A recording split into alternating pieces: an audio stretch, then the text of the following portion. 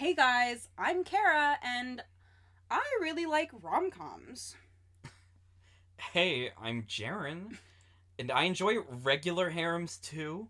I bet you do. But, there is one thing that we both, but, mostly me, Jeron, kind of, copied me or whatever, and that would be the natural charm of being poor. And I guess this is... Just kiss already? Ah. My water bottle almost fell. Look at it. Do you see it leaning?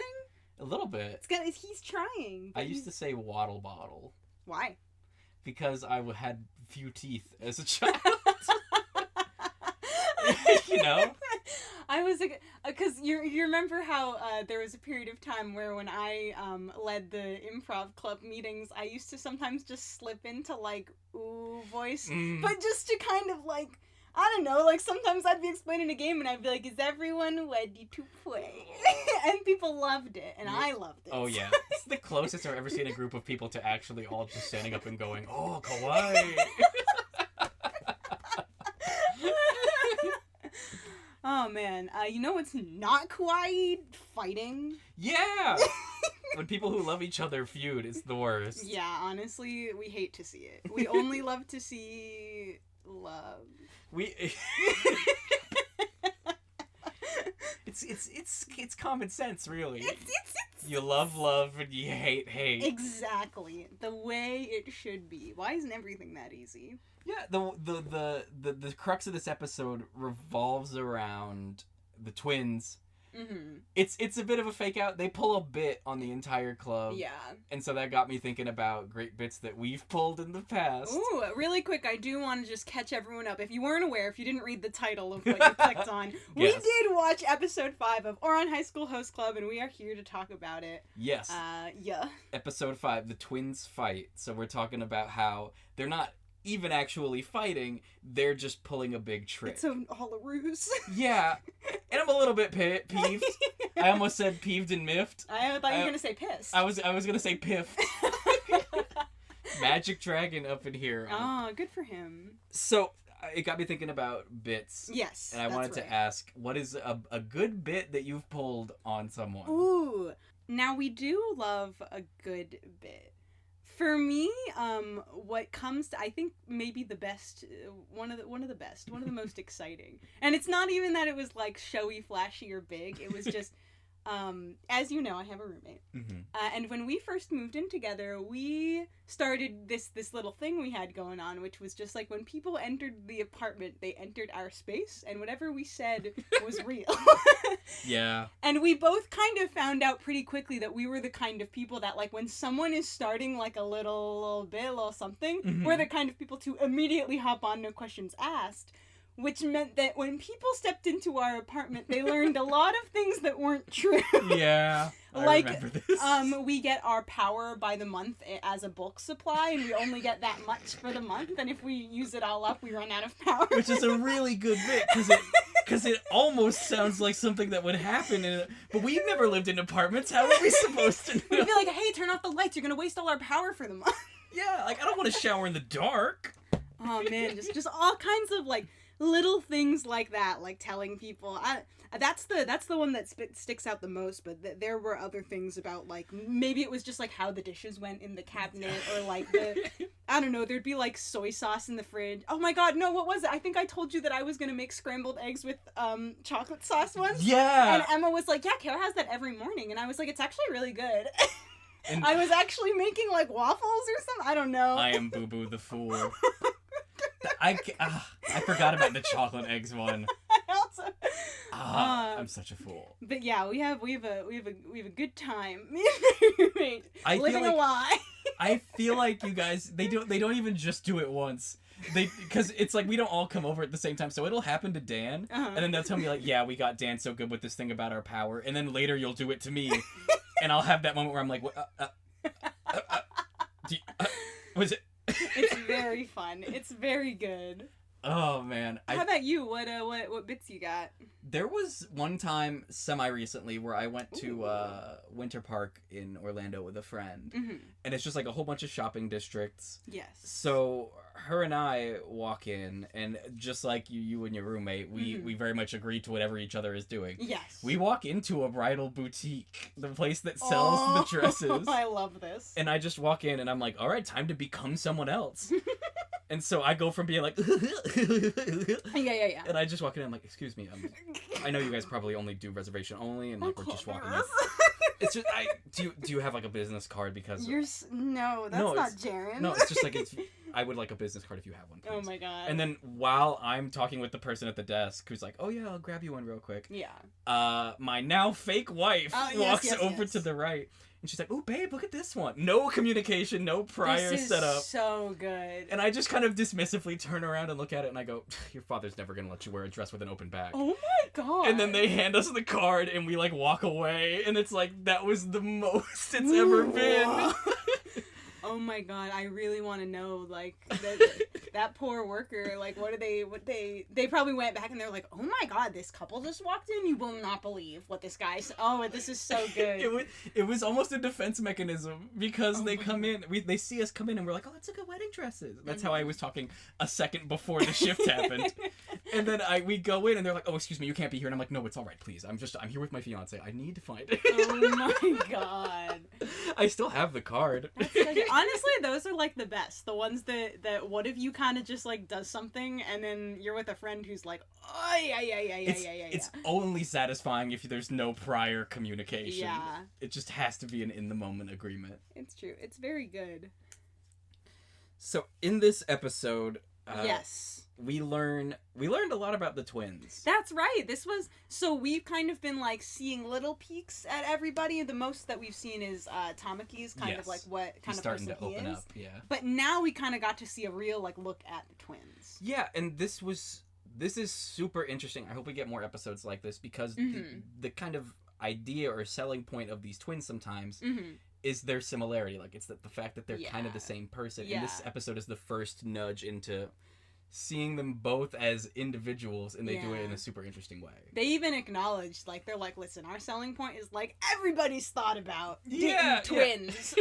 Like, everybody wants you that. You can't pretend secretly. You haven't. Yes. And it's interesting because they come out and own it in a way where it makes you think, like, oh, they're aware. Yeah. Like, they may not actually agree or be interested in this stuff themselves, but they know that it is their selling point. Yeah. And that it's something that they play at. And we see them so much doing that play, but we don't see them kind of operating as individuals before this. It's true. This was kind of our first real glimpse at them separately. Yeah. It starts with us. We see them as very little kids, and they're talking about how long have we been playing this game, where they're trying to get little girl who wants to build a snowman to guess which of them is which. It's okay. Here's an exact rendition of how it went. They're sitting on the bench. They're holding hands. They're wearing mittens. Yeah. She walks up and she's like, "Hey guys, you want to build a snowman?" And they go, "Who?" And she goes, "Both of you." And they're like, "We're not both of you." And she's like, "Okay, Hikaru and Karu." And they're like, "But which one is which?" And then she like has a crisis, I guess, because the camera angle just changes 3 times. But you get the sense that like this is something that they do, like they're being kind of bratty about it. And it's a game that they play frequently. Yes. So they are bored.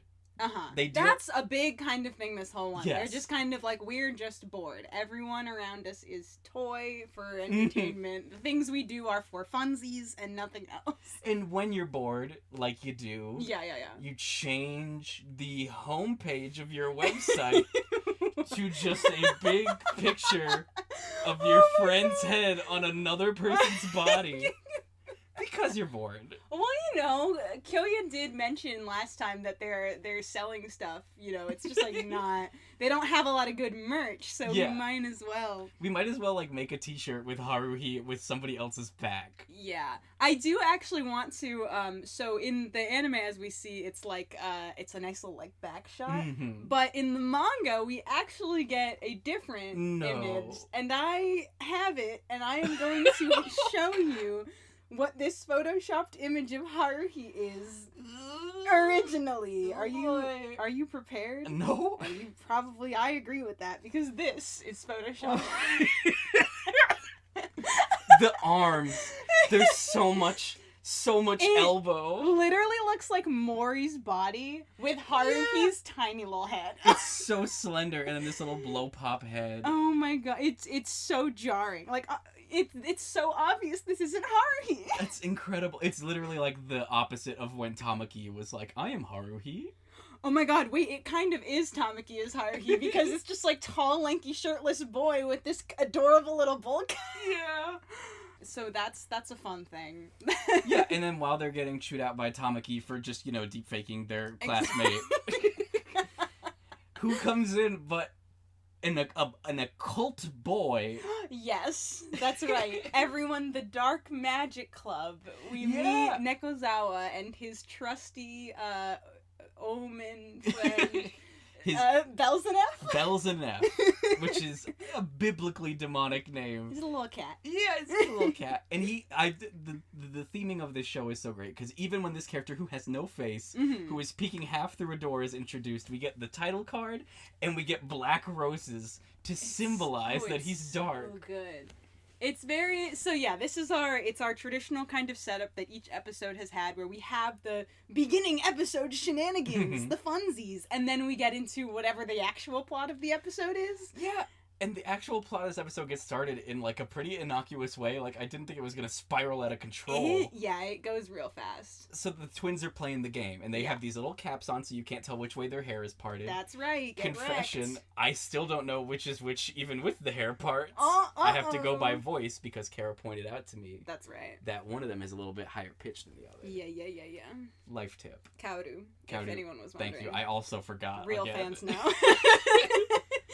So they're doing the game, and they're like, "Oh, Haruhi, which one of us is Karu? Which one is Hikaru?" I combined them. It's, just smash them together. So she guesses, and they go, "You're wrong," and she goes, "No, I'm not. Don't you dare take this away from me. I know which of you is which." She's like, I'm sorry, I'm smart, and I'm not incorrect. And she said, in my translation, that Hikaru is 10% more ornery when he speaks. I got more mischievous. Ooh. Yeah.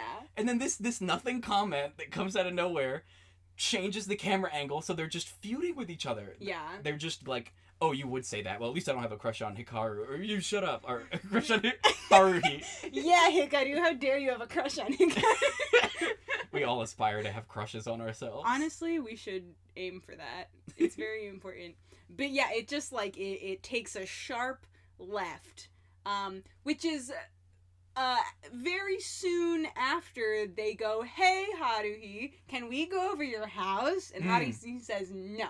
And they're like, why not? And she's like, "You'll make fun of me. And I ain't got time for that." Which is a valid point. I know, right? Like, they would. They totally would. They're absolutely inviting themselves over so they can make fun of her. It's yeah. So then this whole fight spirals, and that is the meat of this episode, is the fact that the twins are feuding by throwing furniture at each other is kind of like the main way. By throwing honey at each other. Yeah, at first it's just honey, and then it's honey being held by Mori, because Mori sees them throw honey, and he's like, "Oh." Yeah. And then it's Tamaki, and then everyone is just kind of like making a noise as they get thrown across the room, and my favorite is Mori's, which is just, I love when Tamaki gets thrown, it's right before a scene transition, so you just get, and then it cuts to a different scene. A very good cut. They did a lot of good, like, rule of three humor this episode. They did. There was a lot of nice little, like, and every time it was, like, built on a little bit more. Yeah. Which was nice to see. It's just, you love to see it. You love to see it. You love to see Mori flying through the air cradling honey. Oh, I do love to see it. I'm a big fan. I'm a big fan of Mori. Who speaks this episode, therefore it's a good episode. Mori is a big. Yeah. And we love him for it. So the interesting thing about the way this episode kind of shakes out, is Tamaki and Hikaru. Oh my god, I'm gonna keep doing it. Is it Hikaru or Haruhi? They're both together. Tamaki and Haruhi are talking.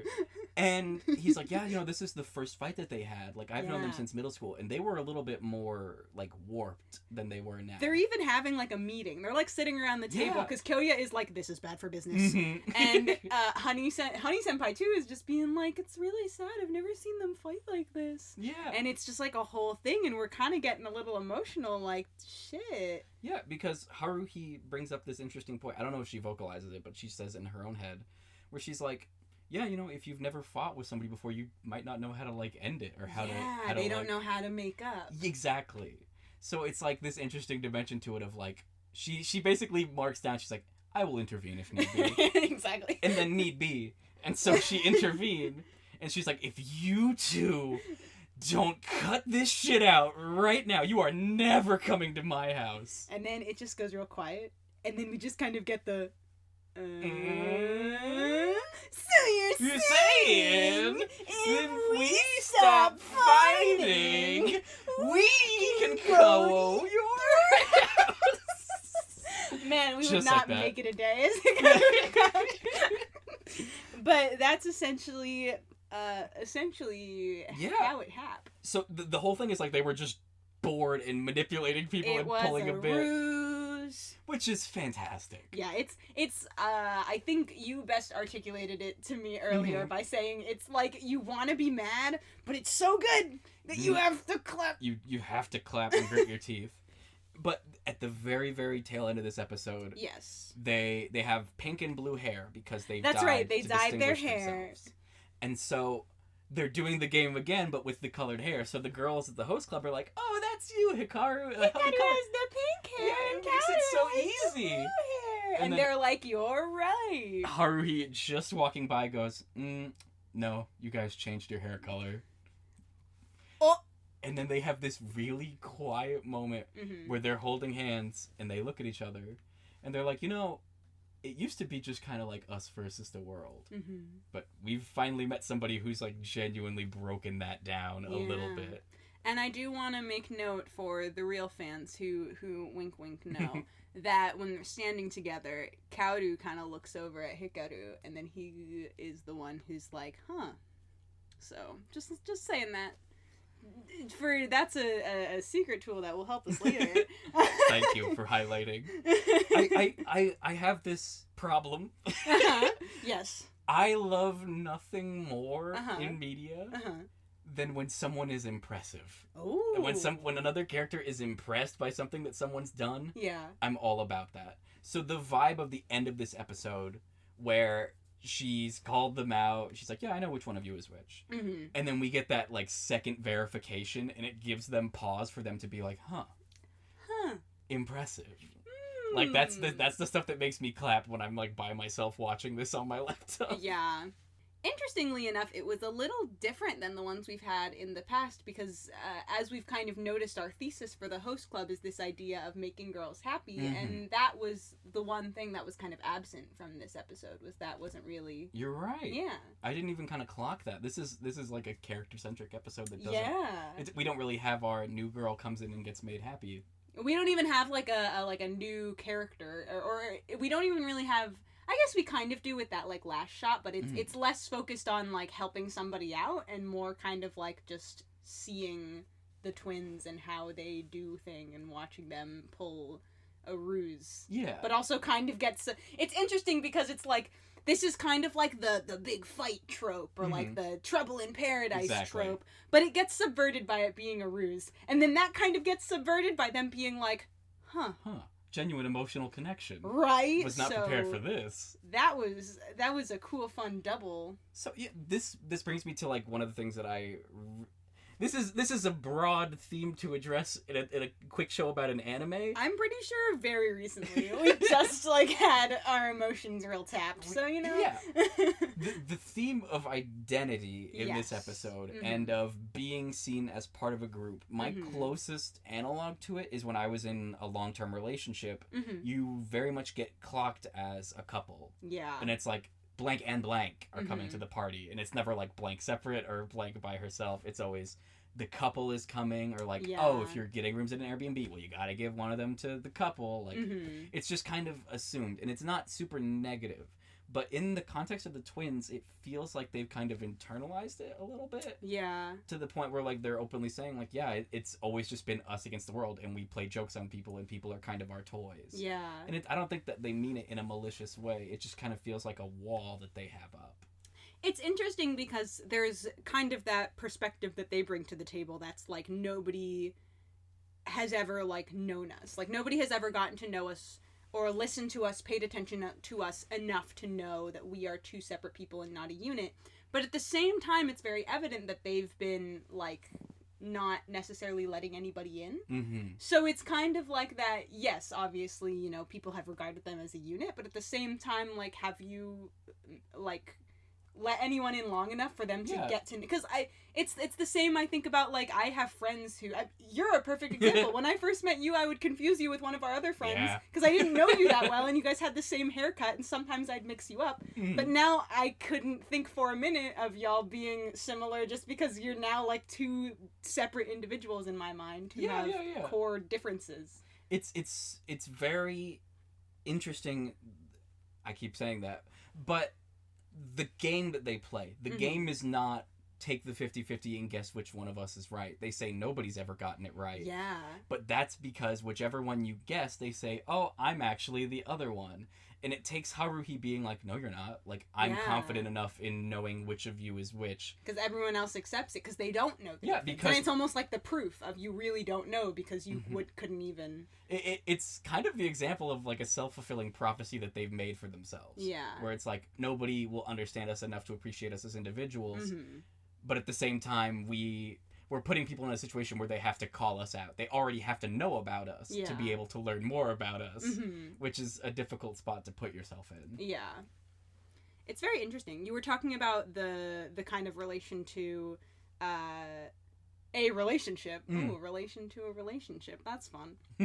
But I actually have a kind of interesting perspective on that, being that two of my best friends are two people who are in a relationship. So to me, they are two individuals. I'm sure when I was first getting to know them, I thought of them as more as a unit, just because I met them, like, living together, being in a relationship. But now they're two very separate people to me, just because I'm with them all the time and I see them as two people.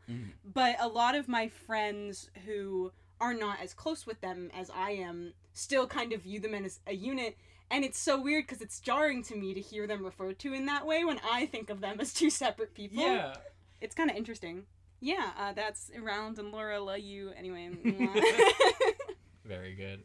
I feel like there's something there as well about being seen in group versus individual dynamic. Yeah. Because when I was thinking about being sort of labeled as couple, it comes from a group dynamic. And I think we see the twins in, like, this host club group dynamic. Yeah. But what we're also seeing is Haruhi coming in and having a relationship to the individuals in that, like, group of two twins within the larger group of the host club.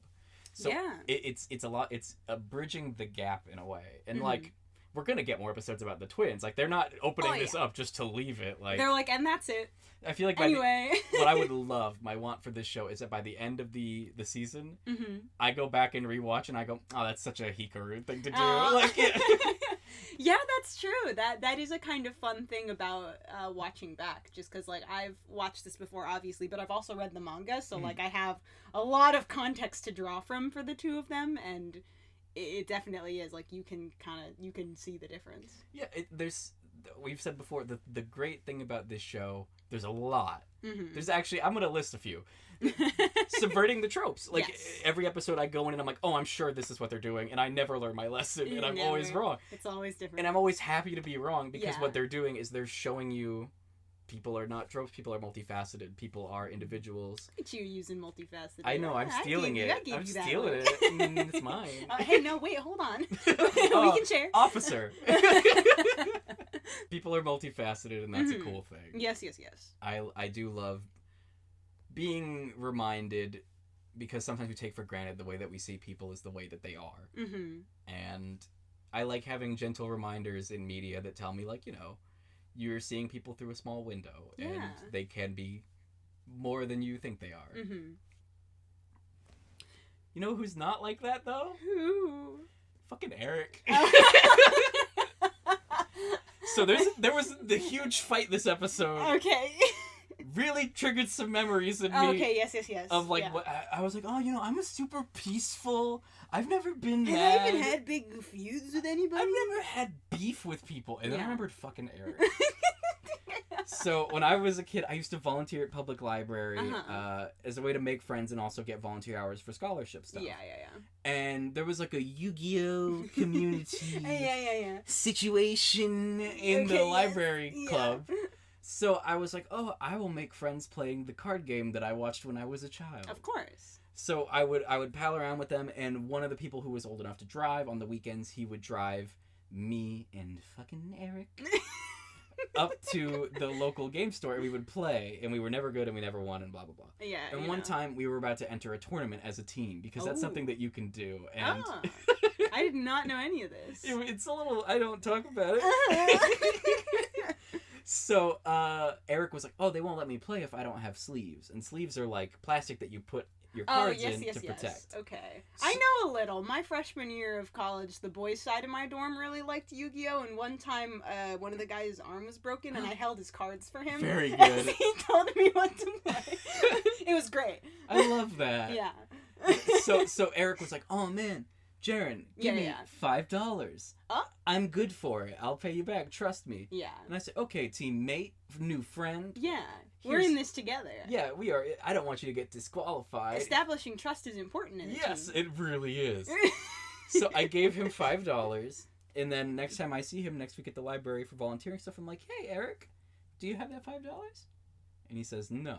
Uh-huh. And I'm like, okay, remember it next time. And he's like, oh, dude, you shouldn't have trusted me. What? And I've never wanted to cause physical harm. I still don't. I just got real... I kind of wanna. I got really mad. I decided that, like, normally you can forgive and forget and, like, live and let live. I decided that every time Eric walked by me my God. for the next 4 years that I volunteered there, I would go, hey, Eric, go fuck yourself. He deserves it. That's how he became fucking Eric. And every time he walked by, I would just be like, hey, go fuck yourself. And he was like, is this about the cards? And I'm like, yeah, it's about the cards. I'm never not about the cards, Eric. Who says you shouldn't have trusted me? Like, what is that? It's the most, like, I'm proud of myself for being sociopathic and exploiting What kind of one-note villain? Over $5. $5? So at that point, I was completely shut off. I was there years later, literally years later. I had stopped playing Yu-Gi-Oh! I transitioned to Magic the Gathering. Of course, yeah. Bit of a side grade. Progression. Yeah. So I'm just chilling one day, and he walks up with a girl next to him. Oh my God. And he goes, hey, man, it's been a long time. And I go, hey, Eric, go fuck yourself. And he goes, hey, here's that $5 I owe you. Oh my God. Sorry it took so long. Wow. And I tore the bill in half. And I looked at the girl and I said, he's probably doing this as some kind of gesture to get on your good side. Oh my God. He's not a cool person and he smells bad. Oh my God. And then I went back to playing Magic the Gathering. Yo. Oh my God. Yeah, and that was how I was finally able to let go of that anger. That's impressive. Thank you. You committed a crime. I did destroy U.S. currency. That's badass, dude. Wow. Wow, I honestly, I could write a whole TV show about your feud with Eric. Oh, that's so flattering. Kiss, kiss, fuck that guy. No. Wow. Have you had any enemies, any rivals? Okay. So not necessarily a rival, because it's not really a rivalry if they're not really doing anything in return, nor did they ever do anything to me specifically. However, when I was in middle school, I have my best friend at the time dated boy, and then broke up, and it was like not cool or whatever, and I decided that I hated this guy. I was like, yo, him awful, just like based off what I had been told, it was a stupid middle school relationship, it was whatever, but I was like, I will rain hell on this man for harming my best friend. I was all in. And so you know how when you're in middle high school you walk to class. Yes. And, well, when me and my best friend would walk from chorus class to 7th grade geography class, we would pass by said ex-boyfriend. And you know what I did? What'd you do? There was, no, he had never wronged me. He had never done anything to me specifically, and he had really never done anything for me to decide. There was no context for this. I just decided that I wanted to call him Pencil Dick. Because I thought that was funny. Awesome. And so I took a pencil that I had, painted blue and sharpened on both sides and named Harry. This pencil was named Harry. And every single day when we walked past him, I would throw the pencil at him and go, Pencil Dick! And then I would run and pick it up. That's the most. For the next day, all in the name of my wonderful best friend, who I love. I can't get over retrieving the pencil. It was so, because you had to, I didn't want to throw it and then lose it. Yeah, and you need Harry. You had need to go get it. Specific needle dick pencil. Because, sometimes I wouldn't hit him. Sometimes I'd miss. But it was, the most important thing was the fact that I was throwing it. I was calling him Pencil Dick in the name of my best friend. And then I would go get the pencil, and we would continue on our way to 7th grade geography Very class. good. Oh my god. That's such similar energy of just choosing hate and being, completely justified. Absolutely. I would say. Yeah. I would say. 100%. Yeah. Don't add us. Yeah. Don't add us. So, overall, I think this episode, some of the tropes that we had, I think, are kind of more, overarching than, small moments. Because one of them, I would say, the big fight, which you kind of mentioned before. That's a trope. The, first fight. Yeah. Oh, no, what are we gonna do? It was super interesting to see it not in the context of a romantic couple for once. Yeah. Just even the fact that it's between fraternal siblings is oh. Mm-hmm. And then we also kind of have this,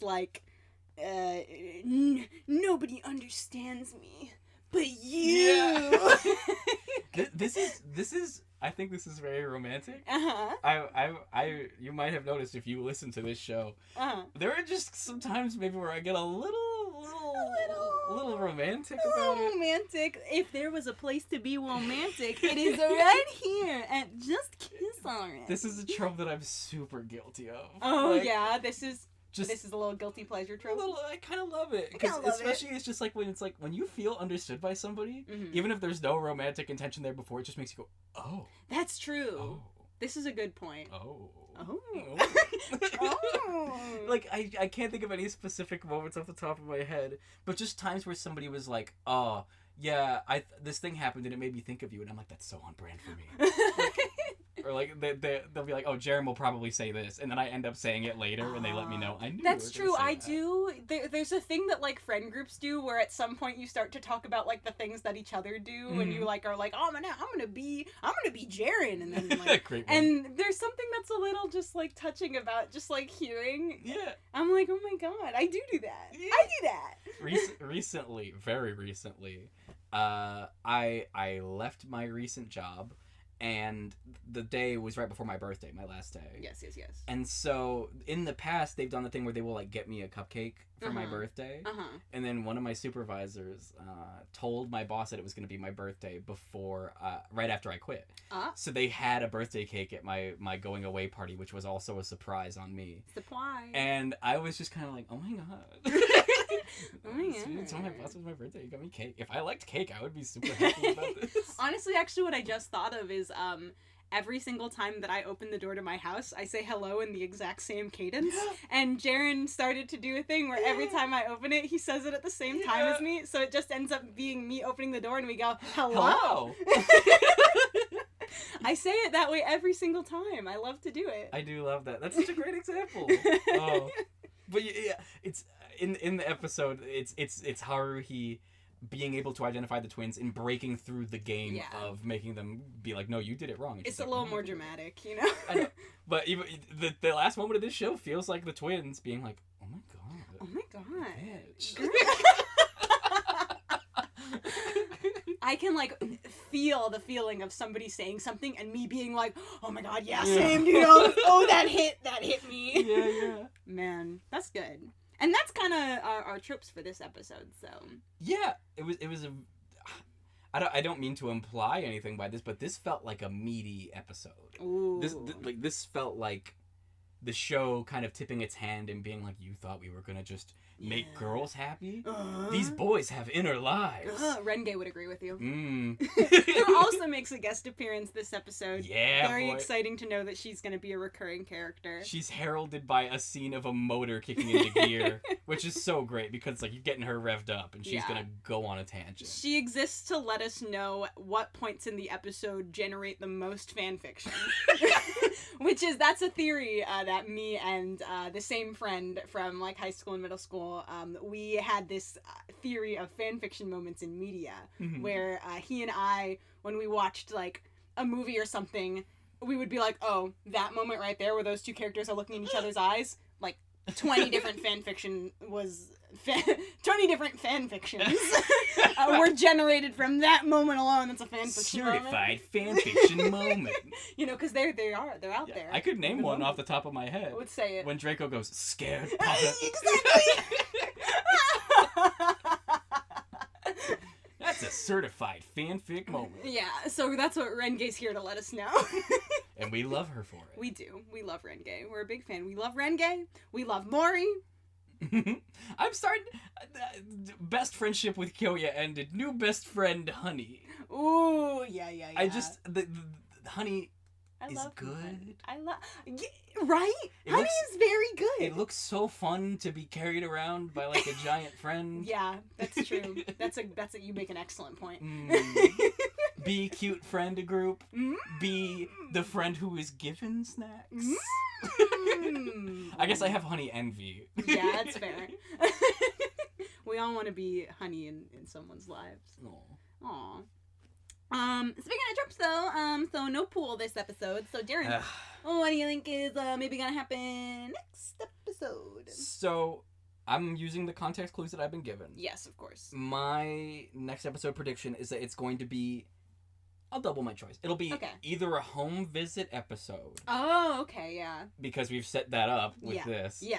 Or / it could be the Parents' Day episode. Okay, so some kind of a meeting family, Yes. seeing home. Yeah, because we're setting up that kind of that arc of home life, personal life, inner life, outside of club activities. And I desperately want to see more of that. So this is a little bit of wishful thinking. Okay. But I would love to see, like, Tamaki's parents, what the fuck is that like? That's a good point. I would love that. Yeah. Or Kyoya's parents, you can predict what they're going to be like. Yeah, you can kind of, like, feel it. Yeah, Honey's parents are probably all, like, 5'6". Small family. Yeah. I love that. Yeah. Also very funny because my parents are 5'6". Yeah! So... We love it. Alright, I guess you'll have to tune in next week to find out. But that's all we've got for you today, so yeah. Thank you guys so much for listening. We will see you in the next episode. Bye. See you next episode. Oh my god. Oh my god, Oh my god. bitch. Bye. Bye.